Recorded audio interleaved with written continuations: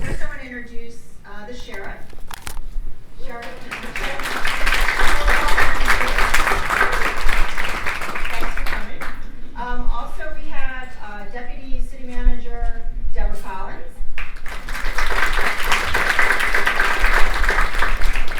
And my partner in crime, the other co-chair of the Reentry Council, Suzanne Chiss.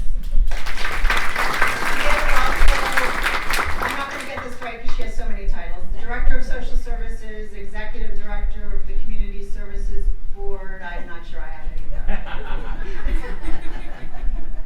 So we're really happy to have them here. I have the great pleasure of introducing one of Alexandria's councilwomen, Del Pepper, who is going to give us a few opening remarks.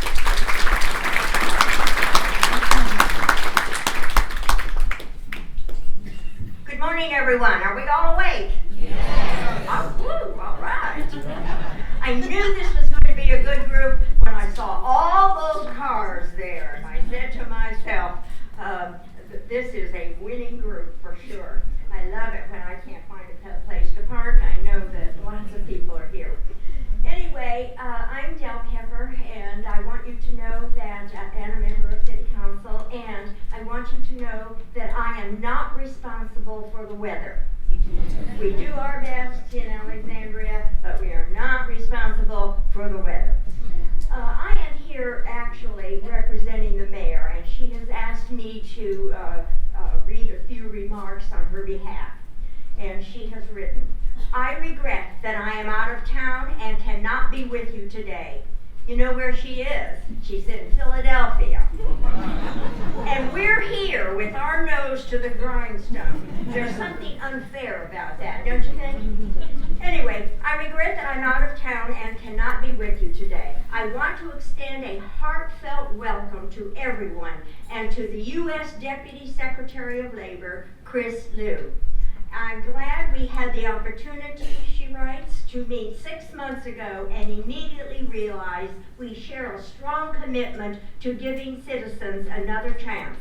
I know that our city is certainly working hard on this initiative. We are firmly committed to the policy of giving everyone a fair chance, and I am proud of our dedicated team that includes the U.S. Department of Labor, the Commonwealth of Virginia Department of Corrections, Lisa D. Stapleton, Chief Probation and Patrol Officer for the Virginia Department of Corrections, as well as the city's Department of Community and Human Services. I also applaud all of you who serve on the Reentry Council's community collaboration to help address the needs of formerly incarcerated residents of Alexandria. And finally, I would be remiss if I did not acknowledge the Friends of Guest House and Offender Aid and Restoration, or two of our outstanding nonprofits that are helping to give citizens that fair chance. Thank you again to U.S. Deputy Secretary Liu. I am deeply grateful to those who are attending today and your commitment to making our community and country better for all. And speaking for myself, I would like to say that I strongly support this Fair Chance initiative. We hear about All Lives Matter, and surely this is a group whose lives do matter and will need some support. There are formerly incarcerated residents. Everyone deserves a second chance. Now I wish you all a wonderful day and a great meeting. Thank you.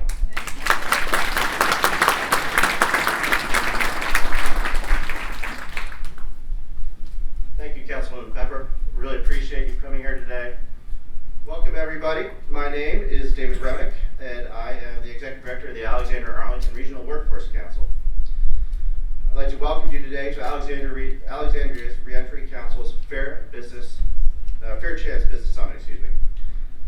The Reentry Council is a community collaboration that addresses the needs of formerly incarcerated residents of Alexandria. I have the honor of serving as your tour guide through today's program. But before we start, I want to thank Temple Beth El, my temple, for donating the space this morning. Really appreciate it. And thank you, sponsors, which are listed in your programs. Finally, I want to thank the Reentry Council's Planning Committee for making this event possible. Will everybody on the Reentry Committee's Planning Committee please stand up? I want to thank you. Thank you so much. Great effort. Thank you. And thank you for supporting our community. So why are we here this morning? Because we believe that Alexandria is a city of second chances. We are calling on businesses to invest in our community and eliminate unnecessary hiring barriers for individuals with criminal records. The unemployment rate of formerly incarcerated individuals is a problem in Alexandria, and for a variety of reasons, and it actually is a problem in America as a whole. The Alexandria Economic Opportunities Commission 2014 report on ex-offender reentry and employment sheds light on some of the issues facing this population. National data from this report states that 75% of formerly incarcerated individuals in the United States remain unemployed up to 1 year after being released from incarceration. And the longer they remain unemployed, the data shows they become more likely to return to prison. In Alexandria, formerly incarcerated individuals currently serving state probation have an unemployment rate of approximately 65%. Now, this unemployment rate for Alexandria City as a whole right now is somewhere hovering around 2.5 to 2.7%, just for perspective. These unemployed individuals should not be seen as a problem. They should be seen as an opportunity. And today we will learn about the many of the resources available in our city's employers as they consider hiring formerly incarcerated individuals as a strategy to support their workforce needs. And we will also learn about the promising practices from businesses who have successfully hired from this candidate pool. But first, I'm honored to introduce U.S. Deputy Secretary of Labor, Chris Liu, who will help kick off this important event. Deputy Secretary Liu serves as the Chief Operating Officer of a 17,000 employee organization that works to create opportunities for all Americans. During his career in public service, Deputy Secretary Liu has worked in all three branches of government. He began his legal career as a litigation attorney at Sidley Austin, Washington, D.C. His full and incredibly impressive biography can be found in your meeting folder. Please help me welcome Deputy Secretary Chris Liu.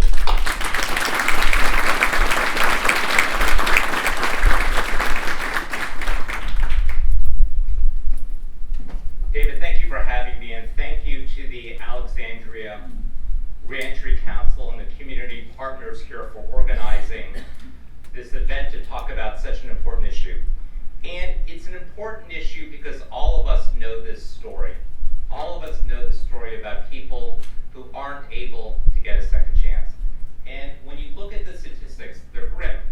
Applicants with criminal records are 50% less likely to be called back for interviews, and they earn 10 to 40% less than similar workers without a history of incarceration.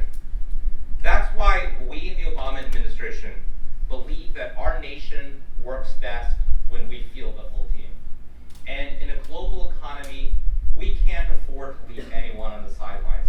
We especially can't afford to leave on the sidelines the more than 600,000 people who are released from state and federal prisons each year, as well as the 11.4 million people who come into contact with local jails.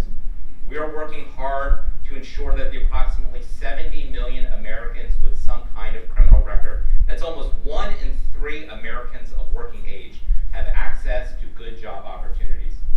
Because we know it, a good paying job can get people on the right path, and it benefits us all. Employing the formerly incarcerated is not only good for individuals, it's good for society.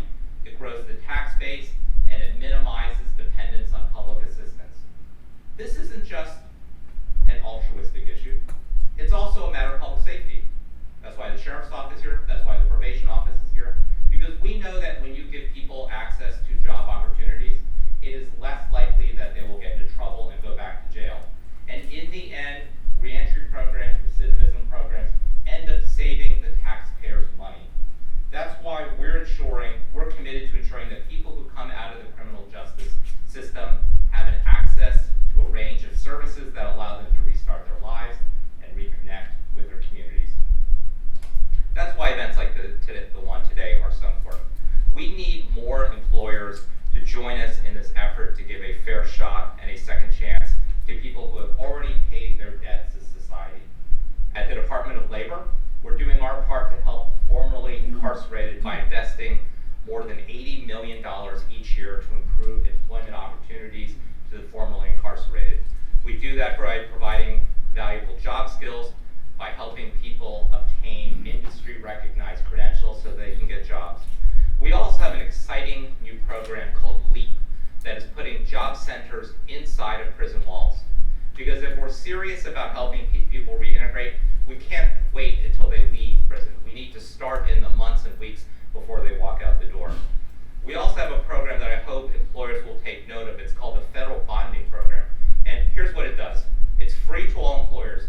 And what it does is it basically provides a fidelity bond to you, provides some level of assurance that in case that person you have doesn't work out, to the extent there's any damages, to the extent that there's any money lost, we insure that. And it's free to employers, and it's good for the first 6 months of employment. All right, so those are the talking points I'm supposed to read you. That's the policy of what we do. Let me tell you the stories. In January, the mayor and I went to visit Friends of Guest House, which is a remarkable facility that Carrie Galloway and a lot of other people are involved in. And it's a facility right here in Alexandria that helps women transition from prison. And I brought along a group of my staffers. We were doing a community service project. And I think, as Carrie, as she often does, has the residents go around the room and tell their stories. And when they told their stories, I will tell you that there was not a dry eye in the house, even me. And one of the former guest house residents, Jenny McDaniel, who's here right now, told the story that I know she's told publicly many times, and it got us. She told us, and Jenny, if you don't mind, I'll tell you this story. Jenny told us about how when she was at guest house, she was trying to find a job, and she got so discouraged and beaten down that she could not find a job. She went to Paul Herrick, who runs this wonderful, and I think Paul's here somewhere actually. Paul, good to see you. Approached Paul for a job at Your Dog's Best Friends, and she told Paul, I feel like I'm not good enough to wash a dog. I feel like I'm not good enough to wash a dog.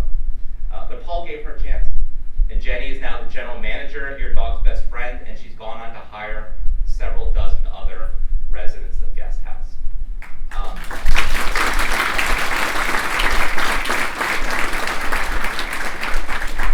I want you to know I tell that story wherever I go. That is just so moving.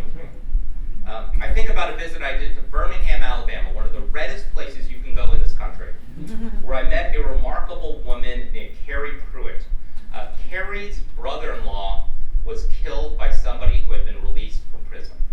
Now, Carrie could have channeled her anger into retribution, but what she did is started a remarkable project called the Dannon Project, named after her brother-in-law, that provides job opportunities to people who have been released from prison.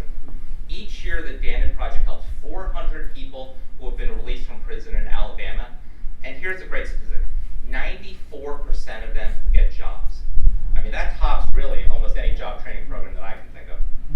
And when I was in Birmingham, I met one of the people who had come out of the Dannon Project named Fletcher Strong.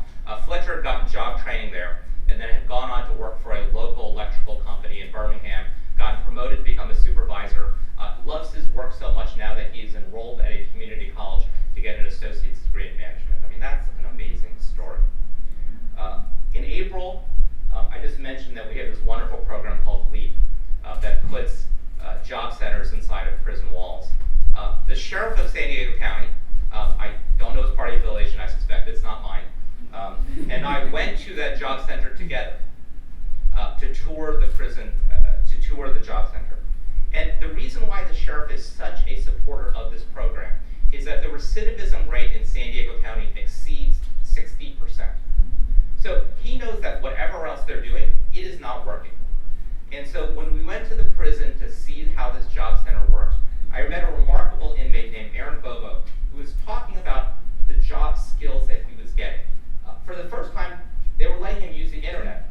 And he was understanding this is how people find jobs now. He was learning about how to put a resume together, how to develop his skills and translate those. And here's the really amazing thing, and what a little thing can make a big difference. The job center inside the prison had donated business suits. And so when the inmates walked in, they can take off their prison uniforms and they put a business suit on. And the people at the job center would just tell me that you could just see people's backs straighten up. You could see the inmates walk with greater confidence when they were doing their job interviews and they were talking about their prospects. That little feature about putting a business suit on and taking off the orange or blue jumpsuit, that made a big difference. And when I had this conversation with the sheriff, I asked him, how much does this job center cost the county? How much we're paying for it? He said $500,000 a year. And I said, how much does it cost to house and feed an inmate every year? And he said $50,000. Now look, I went to law school, so I'm not a math person. But if we divert 10 people from coming back to prison, we've paid for ourselves. That's not just good policy, that's good math. I think about a trip I did last week to Indianapolis to see a remarkable social enterprise called Recycle Force. What Recycle Force does is they take electronic waste, computers, monitors, TVs, and they break them up, they mine the valuable gold and copper that's in them, and they safely dispose of everything else. Their entire workforce, formerly incarcerated people. 1,200 people have gone through the program on work release over the last 10 years. 1,200 people have gotten an opportunity. And so I was there last week in Indianapolis. They were going through the same heat wave that we're going through. 90 degrees in this facility, not a lick of air conditioning, hard back-breaking work, and everywhere I saw were smiles on the faces of these workers because they understood that the job training that they were getting, that the wages that they were earning was going to give them a second shot. So I just said this to Carrie. I travel a lot. I do a lot of events. I get a lot of talking points. I read them with the same gusto that I am now. But I am passionate about this issue because I have seen the lives that have been changed through reentry programs. I've talked to employers who tell me that the people that they get through these programs are the hardest working, most loyal people.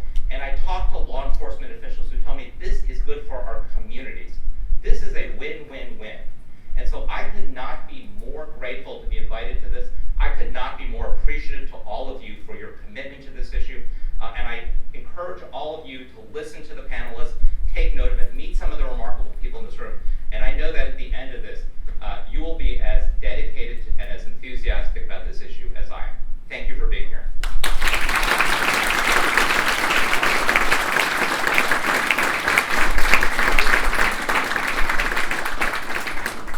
Appreciation. I can't agree with you more.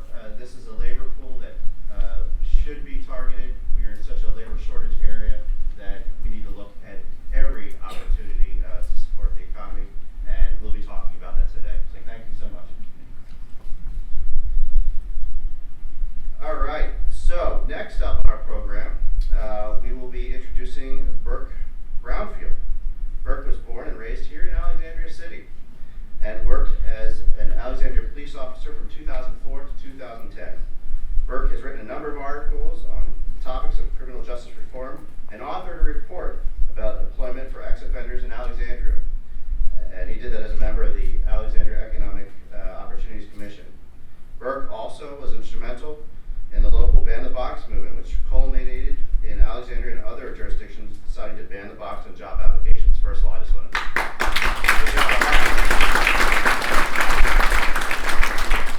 He has a ridiculously hard job right now. He serves as the manager of the Office of Security and Infrastructure Protection for WMATA.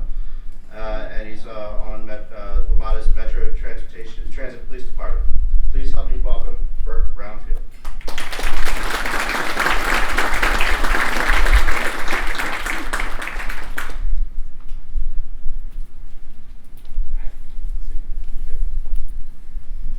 Hello everyone, thanks for having me. I always enjoy an opportunity to speak. Reuniting here a little bit.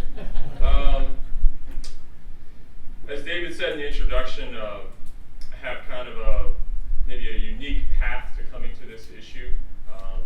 Having started my career in law enforcement as a city police officer here in Alexandria, some people are surprised that I have become an advocate for the things that I'm advocating for. And as the Deputy Secretary said, a lot of this really, it really shouldn't be a partisan issue. It's really a common sense issue in so many different ways that you look at it. Whether it's economic, whether it's public safety, whether it's just the right thing to do for people. So for me, it took me some time to get here, and I'd just like to kind of explain how I've arrived at this point. So as a police officer, and I apologize, some of you in this room have heard me tell this story, so you can like go text someone or like go on Facebook for like 2 minutes. As a police officer for quite a few years, I was in a fugitive unit, so we would track down people that had active warrants for their arrest. So I would, myself and my partner, we would make quite a few arrests on a weekly basis. So we had a lot of people that we would put in the back of our car and take to jail. Many times it was the Alexandria jail. And we would often chat with people on the way to jail. And by the time we would drop them off, a lot of times we would find that at the point of drop off, people would say, "Thank you," as we would walk out the door.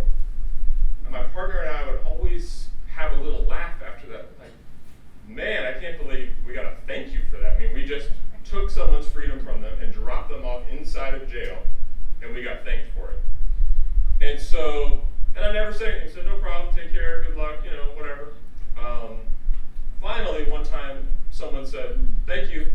And I decided, you know what, I really want to know what's behind this thank you. Why am I getting thanked for this? And so I said to the person, it was a man, I don't remember why he was even arrested or what the situation was. I said, "I'm just wondering, what are you thanking me for?" He said, "Thank you for treating me like a man." And I just froze for a second. I thought, wow, okay, and I went about my business. But I always reflect on that really as my proudest moment as a police officer. And it told me a few things about what I was doing.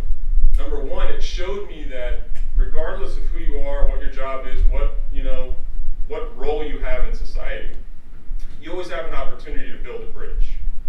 And this was a bridge that we tend to separate people into like the good guys and the bad guys, and the cops and the robbers and all that kind of stuff. But at the end of the day, when we go back to the question of just being people and what we have in common, and here I've just shared a 20-minute car ride with someone and gotten to know them. At that point, we're just people. And so that told me, okay, it's possible to build bridges, but what it also told me was that something about this person's expectations. This person's expectations were to be treated less than a man. So I actually surprised him by treating him with respect and dignity and sympathy to the point where he's thanking me. So I thought, well, there's something wrong with that. The bar is pretty low for me if all I have to do is treat you like a man. And so I tell this story, number one, just to show kind of where I'm coming from and the experience that I've had, but also as we extrapolate to the next phase in that person's life, which is eventually that person's probably going to be released from that jail. And so if his expectation of the interaction with police was to be treated less than a man, his expectation likely will be repeated with many other people that he comes into contact with when he goes to try to rent an apartment, when he applies for a job. We have now taught this person, you should expect to be treated less than a human being, right? And we see that play out, rejected from housing, rejected from jobs, etc. And so we start to imagine the experience of people. If everywhere you turn, you feel like you're being treated less than your fellow man or woman, doesn't it you can imagine, that gets pretty tough to keep hope and to stay on the right track. So that's kind of the foundation. So when we think about that, okay, as we know, we've got over 2 million people incarcerated at any sort of given moment. Okay, that's quite a few people. And so a lot of us have, over the years, heard the saying, for serious crimes, right, we'll say, "Oh, lock them up and throw away the key," right? We've all heard that. Okay, well, and that may apply to people who've committed murder and certain crimes like that. But we have to be grounded in reality, right? So 95% of those 2 million people will be released. Doesn't matter if you like that or not, really doesn't matter. The point is those people will come home. So that's a reality that we have to face. And again, like I say, this is why I like talking to everybody. It doesn't matter if you're a Republican, a Democrat. Those people are coming home. I don't care if you make judgments about them, etc., if you embrace them. It's all the same. So at that point, the question is, what's the next step? And to keep it grounded in kind of our local reality, in the city of Alexandria, when I did this report a few years ago, and my numbers could be a little out of date, but they're probably about the same. when I did this study about employment for ex-offenders in Alexandria, Virginia in general, the average number of people that walk out of the Alexandria jail daily is 13. Okay, so some of you may have been to Alexandria jail. I'm not going to ask for what reason. Either you might have worked there, you might have stayed there. I've been there. But if you imagine it's on Mill Road. Okay, so just try to keep it real in your head here. 13 different individuals today are going to walk down the road on Mill Road with a clear plastic bag with their shoelaces in it, with maybe a bus token, and they're going to decide, what do I do now? What's next? Where am I going? Do I have a family? Do I have a job? Et cetera, et cetera, et cetera. It's going to be on their minds. 13 a day, every day. Okay, so now it's real, okay? Now we take that and we think about, okay, well, what do the statistics tell us? We know that within those first 3 years, 2/3 of the people that are going to be released are most likely going to reoffend. Okay, so the numbers are already stacked against this person walking down Mill Road. The chances are they will reoffend. That's what our data tells us. Okay, so the good news is that we've done a lot of research about this. So, well, what can we do to reduce the chances of those people reoffending? One of those things, and of course this is not a magic bullet, but it's one of the things that we can do, is stable employment, right? So we know that an unemployed ex-offender is 2.1 times more likely to reoffend. That's a pretty staggering statistic, right? So the value of a job, in theory, is cutting the chances in half that you'll reoffend, okay? That's really big. So we could all cheer and say, great, answer jobs. Okay, but we're battling other realities, right? So the flip side of that is that 75% of ex-offenders remain unemployed for up to a year after release. So the numbers don't jive, right?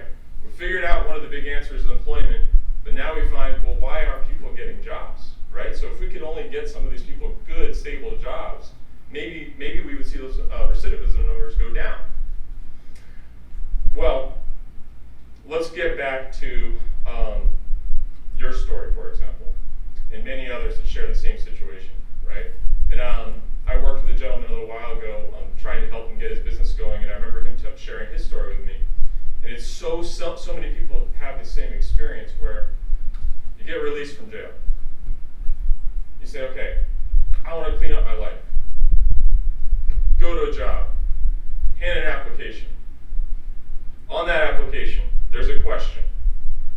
That question will be, have you ever committed a crime, ever been convicted of a felony, however the question is, something to that effect usually, right? Something about your criminal history. Well, now, as a person that just got released, I have to say yes, right? Well, again, let's just think about reality. For any job on the job market today, let's say you're a mechanic, you're a trained mechanic. There's an opening at Exxon for a mechanic's job. They put it in the paper, they put it on Indeed.com, et cetera, et cetera, et cetera. Well, how many other people do you think are applying for that mechanic's job, right? I don't know, 20, 50, 100, I don't know. Let's say it's 50. You walk in with your application, and you have all the experience in the world, but for 2 years you smoked crack cocaine, you were addicted. That was your reality, right? You got arrested for possession of crack cocaine. It's on your record. You had to say yes. You're the best mechanic in Virginia. I mean, in terms of working with cars, you are the best mechanic in Virginia. You walk in, there's your application with the answer yes, have you ever been convicted of a felony? And there's 49 applications with no, right? I, as the employer, oh, well, this is an easy weeding out process. Let's throw that one in the trash, the one with the yes. Right now, I can focus on those 49 other people and just really look at who's the best there, right? So that leads me to this topic of ban the box. So ban the box, really what that is an attempt to remove that question from the first phase of the application process. And so by removing that question, say even just from a paper application as a first step, what we're doing is we're giving people a chance to compete on the job market so that those who are really properly qualified and ready for employment actually have a chance to get in there and have stable employment, and then they're contributing to that data that we're talking about. Now you have a chance to really turn your life around, not be one of those recidivism statistics, right? But as long as that question is there, part of the trouble is that it makes common sense, right? I don't question why people do that.